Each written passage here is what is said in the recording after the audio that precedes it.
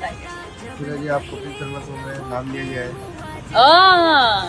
नाम लिया गया है, इससे आपको सोचना चाहिए जहाँ मैं नहीं हूँ वहाँ पे भी मेरा नाम लिया जा रहा है। आप लोगों ने थंबनेल तक बात क्लिक किया तो सही क्लिक किए, क्योंकि आप लोगों को पता है कि पवन सिंह का इतना सारा इंटरव्यू सोशल मीडिया पे वायरल हो रहा है। साथ में पवन सिंह की जो हरकतें हो रहा है वो भी सोशल मीडिया पे देखने लायक है। लेकिन इसके बीच में अक्षय सिंह के बोल सकते हैं तो लाइव बोल सकते हैं, चाहे इंटरव्यू बोल सकते हैं, बहुत ज्यादा ऐसा इंटरव्यू दी है कि फाइनली देखने लायक है। अक्षय सिंह क्या बोले सारे वीडियो में दिखाने वाले, तो चलिए बताते हैं। आपको पता है कि आज से 7 दिन पहले पवन सिंह का इतना सारा जोर तोड़ से इंटरव्यू चला था। इंटरव्यू में जितने भी भोजपुरी इंडस्ट्री का कलाकार है उन लोगों को भी किसी रिलेटेड सवाल ही किया जाता है।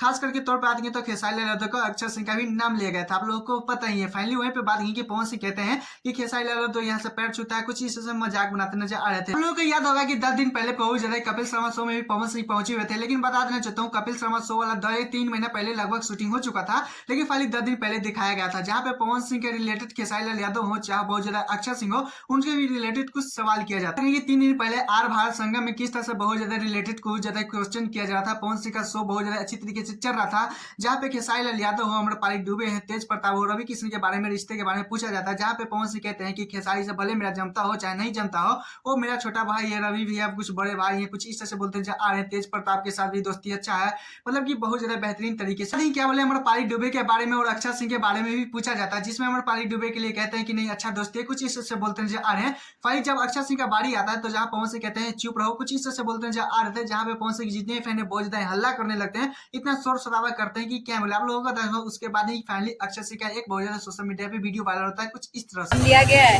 इससे आपको सोचना चाहिए जहाँ मैं नहीं हूँ वहाँ पे भी मेरा नाम लिया जा रहा है। दैट मीन भोजपुरी का एक ही स्टार है, नाम ही काफी है, नाम ही काफी है।